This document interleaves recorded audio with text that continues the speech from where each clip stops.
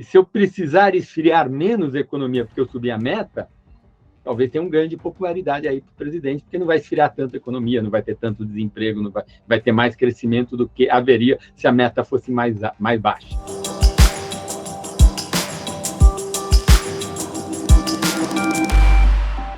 A partir de agora, menos emoção e mais razão. Aproveita, se inscreve no canal, deixa o seu like e compartilha esse vídeo com seus amigos. Oi, aqui é Laura Alencar, da equipe de conteúdo da Gabi, vocês já me conhecem. E hoje a gente vai fazer uma entrevista super legal com o professor Samuel Pessoa, doutor em economia pela USP, pesquisador da FGV, sobre um tema que está muito nos jornais esses dias e que a gente acha que tem muita incompreensão, que é toda essa questão sobre Banco Central, taxa de juros, inflação. A gente vê muita gente discutindo isso nas redes sociais, sendo que são temas mais complexos que não aparecem no nosso dia a dia, e a gente acha que é o momento da gente dar um passinho para trás e entender o que são esses conceitos, para a gente debater com mais qualidade. Afinal, a gente está querendo passar por um momento em que a gente comece mesmo a debater política pública e não fique só naquela coisa meio reativa da política que aconteceu nos últimos anos. E a gente vai ter essa conversa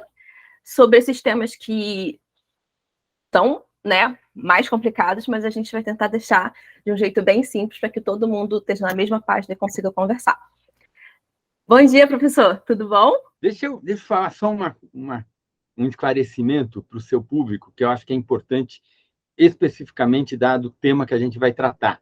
Você me apresentou como doutor em economia e pesquisador do IBRE, da FGV IBRE, e é tudo correto, mas eu também trabalho numa instituição financeira, na Julius Baer Family Office. Costumo dizer que eu sou um velho Faria Lima. Em geral, o pessoal da Faria Lima é mais jovem do que eu, mas eu estou lá trabalhando. Então, tem pessoas que acham que isto pode configurar um conflito de interesse, dado que eu trabalho numa instituição financeira, então é importante que as pessoas saibam que eu sou um Faria Lima. E aí avaliam o que eu falar e o meu conteúdo a partir dessa informação também. Lógico, aqui no canal a gente sempre chama pessoas de diversos mundos e eu acho que a nossa audiência sabe muito bem que o importante é ouvir diversas opiniões para a gente formar a nossa própria. A gente vê nos jornais, ultimamente, uma discussão super acalorada sobre taxa de juros, taxa Selic. O brasileiro comum se pergunta, o que diabos é taxa Selic e taxa de juros? Para que serve e o que ela impacta na minha vida, assim, no meu dia a dia? Acho que a gente tem que começar pelo começo. O começo dessa sua pergunta é o que é taxa de juros? É o preço do tempo, é o preço intertemporal. Imagina que eu sou um jovem e eu quero guardar dinheiro hoje para que, quando eu for velho, eu tenha esse dinheiro de volta para mim. Eu estou preocupado com a minha velhice. Uma hora eu não vou mais trabalhar e eu preciso ter um pecúlio, ter uma renda para quando eu for velho. Eu guardo um dinheiro hoje e esse dinheiro vai me render e gerar um dinheiro lá na frente quando eu precisar, uma renda lá na frente. A renda lá na frente pode ser maior ou menor do que eu guardei hoje. Se for maior, os juros são positivos, se for menor, os juros são negativos. Em geral, se eu estou numa sociedade que tem progresso tecnológico, que a população cresce, vai ter mais gente lá na frente e mais renda lá na frente para pagar. Então, nessas circunstâncias, em geral, o juro é positivo. Se eu estou numa sociedade como a japonesa, pensa assim, cada ano, 300 mil pessoas desaparecem no Japão. A população japonesa diminui o tamanho de uma cidade média brasileira todo ano. A pessoa que está poupando hoje, ela precisa que tenha alguém lá na frente que vai gerar alguma renda para pagar para ele. Porque lá na frente vai ter menos gente. Então, nesta sociedade, juros são negativos. E, de fato, os juros no Japão, desde meados dos anos 90, eles são negativos. Agora, além desse preço intertemporal, tem uma outra componente dos juros, que é a percepção de risco. Se o risco está muito alto, se eu não sei direito como vai ser o futuro, os juros são mais altos. Se o risco está baixo, os juros são mais baixos. Tá? Então, a formação da taxa de juros tem dois componentes. Tem um componente que é esse preço intertemporal, que está muito associado às condições da economia. Se a população cresce muito, se o progresso técnico é elevado, e se é um país que poupa muito, não, desculpe, e é um país que poupa pouco, os juros vão ser muito elevados. Se o progresso tecnológico é relativamente baixo, se a população diminui e se tem poupança demais, os juros vão ser muito baixinhos. Se eu tenho uma previdência privada, por exemplo, eu coloco todo mês lá um dinheiro para minha aposentadoria daqui a alguns anos. Os juros, então, é o acréscimo que todo mês vai entrando porque eu estou investindo esse dinheiro numa previdência privada para minha velhice. Quando a gente vai pegar um empréstimo, ou quando a gente precisa parcelar a nossa conta do cartão de crédito no final do mês, a gente paga juros. O que são esses juros? A gente ouve falar que é o preço do dinheiro. O que isso quer dizer? Exatamente, é porque o juro tem essa dimensão dupla que a gente acabou de discutir. Tem uma dimensão que é essa questão intertemporal, que, como vimos, está associado ao progresso tecnológico, crescimento populacional e a forma como as regras do welfare system, do sistema de bem-estar social de cada país, estabelece para o sistema de previdência, para o seguro-desemprego, auxílio-doença, etc. Se você tem mais seguro social ou não. Além disso, tem uma questão que está associada à liquidez. Se eu tenho dinheiro líquido aqui, que eu posso fazer qualquer coisa com ele, se amanhã aparece uma oportunidade, eu posso aplicar naquela oportunidade e ganhar mais dinheiro. Então, quando eu empresto meu dinheiro para alguém, eu perco a liquidez. Então, não só eu estou emprestando esse recurso para uma pessoa e ela me paga o juro, eu também estou abrindo mão da liquidez. Eu estou abrindo mão de usar esse dinheiro com alguma outra coisa no futuro, se houver uma oportunidade. E isso gera um custo também, que está mais associado àqueles outros elementos que eu te disse de risco. Lembra que eu disse que é o preço intertemporal e risco? Então, por exemplo, eu tenho uma loja e eu preciso reformar essa loja. Aí eu vou no banco, pego um empréstimo. O banco tem medo de, quem sabe, que eu não consiga pagar esse empréstimo. Então, ele me cobra um juros que é tipo uma segurança para ele, para o caso de eu não conseguir pagar esse empréstimo. Quer dizer, ele cobra um juros que tem dois pedaços. Um pedaço é o preço intertemporal daquela sociedade, que será tão maior quanto maior for o progresso técnico, maior for a taxa de crescimento populacional e mais generoso for o sistema de bem-estar social daquele país. E tem um outro pedaço daquele juro, que é o fato do banco perder aquela liquidez quando ele empresta para você e ele está abrindo mão de usar aquele recurso numa outra oportunidade e correndo o risco de você não pagar para ele. Isso é o conceito de taxa de juros, né? Quando a gente fala de taxa básica de juros, taxa Selic, que é o que a gente vê escrito no jornal, o que é isso? Taxa Selic é a taxa que o Banco Central cobra dos outros bancos. É mais ou menos assim. Você não tem uma conta corrente no banco? O seu banco e os outros bancos têm uma conta corrente no Banco Central. O Banco Central é o banqueiro dos bancos e ele é o banqueiro do Tesouro Nacional. O Tesouro Nacional também tem uma conta corrente no Banco Central, chama Conta Única da União, no Banco Central. O dinheiro que sobra lá dos bancos comerciais fica parado no Banco Central e a taxa Selic é a taxa a qual o Banco Central remunera a conta corrente dos bancões no Banco Central. E essa taxa regula todo o crédito. Por quê? Porque o tesoureiro do banco e toda a área de risco do banco que está decidindo a política de crédito do banco pondera o ganho que o banco vai ter nas operações de crédito dele, todas elas, seja crédito para Petrobras, crédito para Caixa Econômica, crédito consignado para pessoa física, crédito imobiliário, crédito para aquisição de um automóvel, crédito pessoal sem garantia, juros do cartão de crédito e etc., contra a possibilidade do dinheiro ficar parado no Banco Central rendendo aquela taxa básica.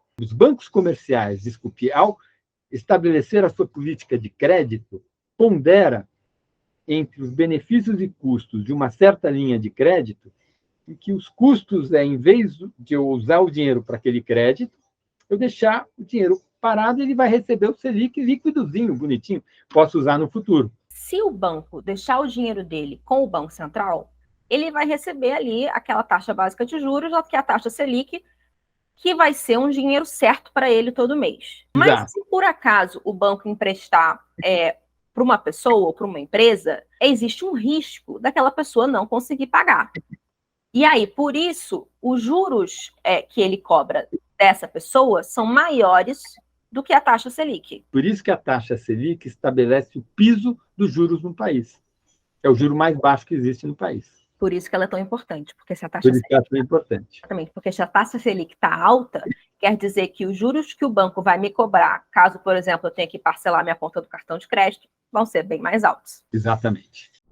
A gente vê nos jornais muita discussão sobre essa taxa básica de juros que é definida pelo Banco Central e que ela é bastante alta porque ela teria a ver com a inflação, que esse seria um principal motivo do Banco Central deixar essa taxa a 13,75, eu acho que é como ela está agora. O que a taxa de juros tem a ver com inflação?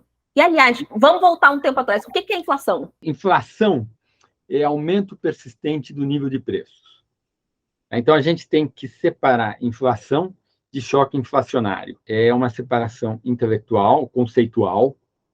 Na prática, quando a gente mede inflação, tudo fica meio misturado. Então, você quer saber como que o IBGE mede a inflação? O IBGE faz o seguinte, a cada 5 anos, o IBGE faz uma coisa que se chama pesquisa de orçamento familiar. Ora, ele sorteia lá umas famílias estratificada por renda e também espalhada por todo o território nacional. Nessa amostra que ele faz a cada 5 anos, ele pega famílias pobres, renda média, renda alta, proporcional ao peso de cada tipo de família na população brasileira. Um pesquisador bem treinado, que é um trabalho difícil esse, muito mais difícil do que um pesquisador do censo demográfico, por exemplo. Esse cara meio que quase mora com a família. Eu nunca recebi nenhum pesquisador da POF, mas imagino que ser uma família selecionada deve dar um maior trabalho. Você tem que receber um cara na sua casa, fica quase que morando com você. E aí esse cara anota todos os seus gastos. Tem número de itens, são uns 450, alguma coisa assim, itens. Conta de celular, conta de luz, conta de água, gastos com manutenção de automóvel, coisas que todo cidadão brasileiro, toda família brasileira consome. Aí o IBGE constrói a cesta básica de consumo da família média brasileira. Então, a família média brasileira gasta tanto por cento do orçamento com isso, com aquilo. Então, são os montes de pesos, de proporções, e essas proporções somam 100. Todo mês, o IBGE, no Brasil todo, ele verifica o preço de cada um desses itens. Quantos reais custa esse? E aí, a taxa de variação é a média das taxas de variação de um mês para outro mês de cada um dos itens, média esta ponderada pelo peso de cada item na cesta básica de consumo do brasileiro. A resposta precisa. O que é inflação? É essa média ponderada. Como essa variação de preços afeta o nosso dia a dia, principalmente das pessoas mais pobres, eu estou pensando. Torna a vida mais cara, né? Se a inflação está alta, as coisas estão ficando mais caras, a renda das pessoas está caindo, o bem-estar das pessoas está caindo. Dada a natureza da recuperação das economias mundiais após a epidemia, gerou um surto inflacionário no mundo e também no Brasil. A gente escuta muito no jornal sobre a relação dessa taxa de juros com meta de inflação. E o Brasil tem uma meta de inflação, né, que em 2022 foi de 3,5%, agora para 2023 é 3,25%. Para que serve ter uma meta de inflação? Beleza, é assim, Laura. Lá antigamente, no século XIX, até 1914, o início da Primeira Guerra Mundial, o regime monetário era o que a gente chama de padrão ouro. Era o regime de moeda com lastro. Então, a quantidade de papel que tinha circulando tinha algum vínculo com a quantidade de ouro que o Banco Central do país tinha. E, portanto, a regulação da moeda estava dada. O padrão monetário naturalmente gerava uma regulação. Quando deixou de ser ouro e a gente foi para o que a gente chama de regime monetário de moeda fiduciária, o que é isso? A moeda é criada do nada pelo Banco Central. A moeda não tem nenhum custo para o Banco Central criar a moeda. É um bem público. Ela só tem valor porque todo mundo acredita que tem valor. Nesse sentido que o valor da moeda hoje, nos países, é dado pela fidúcia. Aí tem a questão, se a moeda é fiduciária e ela só depende da confiança e ela é criada de nada, qual é a regulação? Qual é a governança desse sistema? A quantidade de moeda pode ser qualquer coisa. Durante muito tempo, os formuladores da política monetária, os homens práticos que estavam lá no Banco Central, e também os acadêmicos, ficaram pensando em regras de agregados monetários.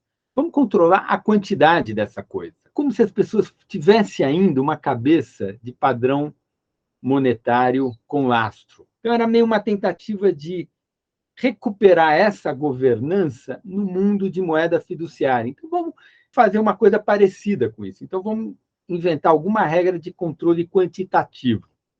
Esse negócio não funcionou. Os caras estavam no dia a dia lidando com um problema, eles foram naturalmente encontrando uma solução muito mais eficiente, que é, em vez de controlar a quantidade, vamos deixar a quantidade solta, quantidade o mercado vai decidir, e aí eu vou controlar o preço, o juro. Eu fixo o juro, e aí os bancos vão entregar para mim moeda, ou vão pedir para mim moeda a essa taxa de juros que eu vou fixar. Todo mercado tem preço e quantidade. Se eu quiser fixar o preço da coisa, para que o preço seja aquilo que eu fixe, eu tenho que estar disposto a ofertar ou a demandar qualquer desequilíbrio que tem naquele mercado. Se aquele preço que eu fixei tiver mais gente ofertando aquela coisa do que demandando, eu tenho que demandar a diferença.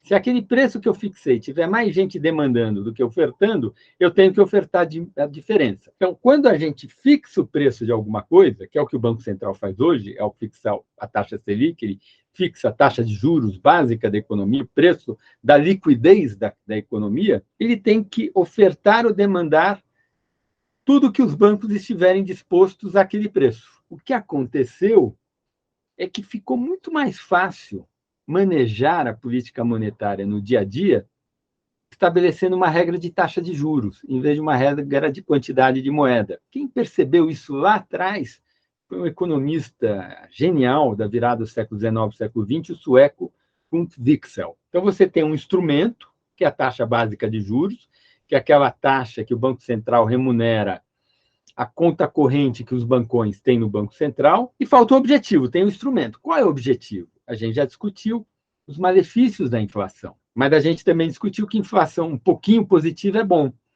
que país emergente latino-americano, em geral, tem 3% anual de meta, e país desenvolvido tem 2%. Estabelecemos uma meta e tem uma governança. Como que funciona a governança? Se a inflação estiver acima da meta, o juro sobe. Se a inflação estiver abaixo da meta, o juro cai. Para a gente chegar nesse pouquinho de inflação que é bom, o Banco Central sobe ou desce essa taxa de juros. A pergunta que muita gente está se fazendo, né, atualmente é: será que vale a pena a gente alterar essa meta de inflação? Quais seriam os benefícios e quais seriam os malefícios da gente alterar essa meta, que para agora, 2023, está de 3,25%. O que a gente ganha, o que a gente perde se a gente alterar essa meta para cima ou para baixo? No caso, a discussão que está tendo agora é se aumentar um pouco para cima. Tem 2 temas aí. Primeiro qual é a meta ótima? Será que 3 é legal? Um país com as características do Brasil, não era melhor uma meta um pouquinho mais alta? Mas tem uma questão política, que é: tem um governo, um começo de mandato, está todo preocupado com o problema de popularidade, uma sociedade muito rachada, e é um governo, o governo Lula 3, que já deu muitas demonstrações de não estar disposto a contrariar os seus eleitores. Ele tem medo de acontecer agora o que aconteceu com a Dilma em 2015, tem povo na rua pedindo impeachment, tal, etc. E aí a questão: será que se a gente subir a meta, mesmo que essa meta mais alta não seja, do ponto de vista do longo prazo, a melhor, será que não dá um refresco agora? Aí a gente tem que entender a dinâmica da inflação. Se a inflação está acima da meta, eu tenho que subir juros para esfriar a economia, para a inflação cair e voltar para a meta. Agora, se eu subir a meta, a quantidade de esfriamento que eu tenho que introduzir na economia para ela voltar para a meta, talvez seja menor. E se eu precisar esfriar menos a economia porque eu subi a meta, talvez tenha um ganho de popularidade aí para o presidente, porque não vai esfriar tanto a economia, não vai ter tanto desemprego, não vai ter mais crescimento do que haveria se a meta fosse mais baixa. A discussão da gente vai aumentar um pouquinho a meta de inflação é se isso teria um pouquinho mais de crescimento econômico para a gente esse ano. Exatamente, um ganho transitório de crescimento econômico no próximo ano, que ajudaria o governo nesse momento de uma sociedade tão rachada e com os problemas políticos que nós temos visto na sociedade brasileira. Agora, além dessa discussão, tem a outra questão mais estrutural. 3% de meta é razoável ou não para uma economia como a brasileira? Eu conheço gente muito competente, vou citar dois aqui, os economistas da Fundação Getúlio Vargas, Sérgio Verlang e Aloysio Pessoa de Araújo. Aloysio Pessoa de Araújo deve ser o acadêmico brasileiro em atuação no Brasil, o melhor track record de publicação internacional de produção acadêmica. Tanto o Sérgio Verlang quanto o Aloysio Araújo argumentam que 3% é uma meta baixa demais, que o Brasil, a gente tem muita rigidez, tem muita indexação, é muito difícil ajustar a economia brasileira, conviver com uma inflação baixa demais. Então, o Brasil tem que operar com uma inflação média um pouco mais alta. Se esforçando um pouco a mais do que a nossa economia consegue. Dadas as características estruturais da nossa economia e contratuais, dada a maneira como o Supremo Tribunal, dada a jurisprudência com relação a diversas questões, a gente funciona melhor com 4% ao ano do que com 3%. Quem é contra isso, o que argumenta? A gente tem evidência no Brasil de muita inércia inflacionária. A inércia é o peso do passado na formação da inflação no futuro. Nossos pais, até, quem sabe, as pessoas mais velhas que estão assistindo a gente aqui no canal, lembram de quando a inflação era super alta. Na hora que a inflação aqui no Brasil começa a subir, todo mundo já lembra e já dá aquele medo, né? Ai, meu Deus! Todo mundo começa a se defender dela. E aí, quem sabe, se você tem uma loja, você já fica com medo da inflação e você já sobe seu preço, porque vai que... Glória, é exatamente isso. Então, tem gente que diz o seguinte, olha, se a meta for alta demais, se eu errar e a meta for alta, qualquer choque inflacionário, guerra na Ucrânia, uma desvalorização do câmbio por uma questão de confiança, ou uma quebra de safra aqui dentro porque o tempo não ajudou, sobe a inflação a partir de uma base que já é alta, porque a meta é alta, e aí você rapidamente entra naquela faixa de inflação em que ela começa a gerar muita inércia. E aí, para trazer de volta, fica muito caro. Então, as pessoas que defendem o 3 de 3 é melhor, porque mesmo se eu tiver um choque inflacionário, a partir de 3 a inflação ainda vai ser baixa e o custo desinflacionar não vai ficar tão alto assim. Tá? Esse é um debate legítimo, tem posições que eu considero respeitáveis para um e para outro lado. Eu, pessoalmente, prefiro uma meta mais baixa, mas não faço cavalo de batalha disso. Uma meta de inflação um pouquinho mais baixa, por volta dos 3%, que é o que a gente está tentando chegar agora, né? Diferente de uma que a gente teve alguns anos atrás, que era por volta de 4%, mesmo se acontecer alguma coisa e os preços aumentarem, as pessoas ficam seguras de que o objetivo não é deixar sair do controle. Que as pessoas, que o Banco Central e que os agentes está tentando reduzir os preços. Seria um pouco isso? Dar essa segurança para as pessoas? É assim, porque o medo está associado a um nível médio de inflação. Quando a inflação está baixa, você nem mede, nem percebe. Quando a inflação começa a subir, você começa a comentar, você vai no supermercado ver, conversa com os amigos. Hoje no Brasil a gente vê que as coisas, os preços estão aumentando, né? Carne está cara, está tudo caro. E isso vira um bate-papo e vai criando aquele sentimento de, ai, meu Deus, meu salário não vai dar no fim do mês. E se a meta é baixa, mesmo com choque inflacionário, a inflação não atinge níveis altos o suficientes para gerar esse medo. A argumentação do outro lado é que meta muito baixo gera uma rigidez no sistema de preços grande demais e uma economia com a relação contratual que a gente tem, com o judiciário que a gente tem, com as características que a gente tem, não consegue conviver de forma muito saudável com uma rigidez tão alta assim. Tem dois temas que a gente não tratou aqui, Laura. Será que seria o caso de eu tratar deles agora? Podemos, lógico. Primeiro qual é a natureza da independência do Banco Central? E o segundo tema que nós não tratamos aqui tem Banco Central que, além da meta de inflação, tem uma meta de mercado de trabalho, de crescimento. Como que é isso? Meta nossa é só inflação?